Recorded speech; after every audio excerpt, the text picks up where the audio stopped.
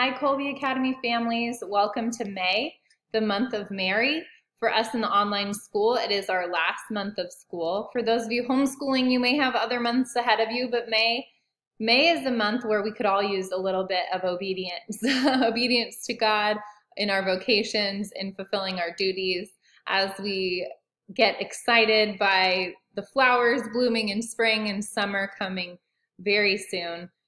And in that obedience, we will look to St. Joseph, foster father of Jesus, for his intercession. We will ask him to pray for us, to help us in our obedience, and to be our guide as a perfect example of obedience to the will of God.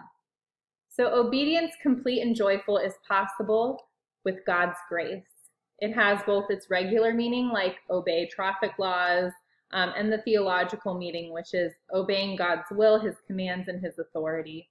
And one of the most tangible ways that we can look for how to be obedient to God is through his 10 commandments. So following those 10 commandments, following them closely in our lives, and being obedient to the laws that God has set out for us. Now, sometimes we can think of rules as things that restrain us. However, when you grow in true obedience, you come to realize that it is a true act of love when you're able to practice perfect obedience. And, we always tell our children that, we make rules to keep you safe. And by obeying those rules, you are safe. And God does the same for us to keep our souls safe. St. John Paul the Great said it wonderfully when he said, "Every generation of Americans needs to know that freedom consists in not doing what we like, but in having the right to do what we ought to do." Obedience is seen in this freedom, the right to do what we should.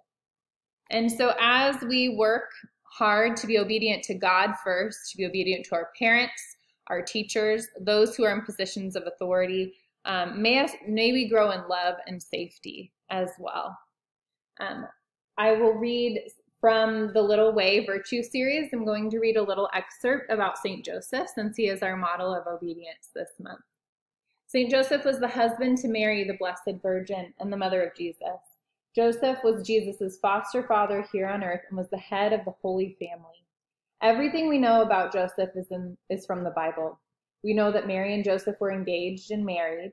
Joseph received a dream from an angel telling him to make Mary his wife. Joseph took Mary to Bethlehem when she was pregnant with Jesus. He was with Mary in the manger when Jesus was born on the first Christmas. He saw the angels, the shepherds, and the wise men. He bravely protected Mary and Jesus when they had to run to Egypt to flee from the evil people who were trying to hurt Jesus. Joseph brought Mary and Jesus back to Nazareth when it was safe, and he raised Jesus in a loving home. The Bible also tells us that Joseph was a carpenter, and we can imagine that he taught Jesus many things. The Bible never mentions words that Joseph said, but we know from his actions that he was a good father and husband. He had a deep faith in God, and he protected his family. He was a hard worker, provided food and a home for his family. His whole life was centered around Jesus and Mary. God trusted him with their care, so Joseph must have been a very special person. What sticks out to me most about that reflection about St. Joseph and his life is that his goodness that we observe in the Bible is all through action. He's a man of few words and many actions. And isn't that the greatest example of obedience? When your mom says, "Eat your broccoli," rather than saying, "No, do I have to? I'm not sure. I don't really like it. Maybe something else." You do it. You obey. And through that silent act of obedience, you are communicating a great love to your parent who prepared that meal for you. The same goes with our homework and our studies. The same goes in our regiment that leads us to a deepening of our prayer life. So I'm in the 5 a.m. club. My alarm goes off at 5 a.m. And each day that I choose to wake up at 5 a.m., whether I want to or not, I grow in little ways in that virtue of obedience. And maybe I don't need to wake up at 5 a.m. Maybe it's it sounds like a better idea. But just in choosing to be obedient in those little ways, I then can have more time to pray my rosary and be obedient in other ways. So when you take a look at your life, when you take a look at May, and there are things that you don't want to do, there are things that God is asking you to do that are very hard, maybe small, maybe large. Just keep in mind that every small act of obedience is an act of love.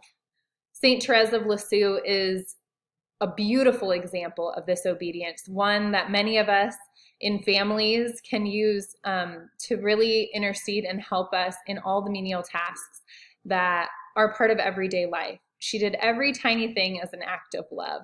There was even a story where when the bell rang, if she was writing, she would drop her pencil. She wouldn't even continue to dot an I if she was that close, because her obedience was just that beautiful.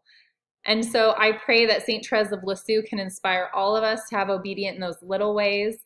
St. Joseph can teach us obedient in those great, beautiful, large, profound tasks that God asks us to do, and that we may just demonstrate our love for God and each other through a growing of obedience this month.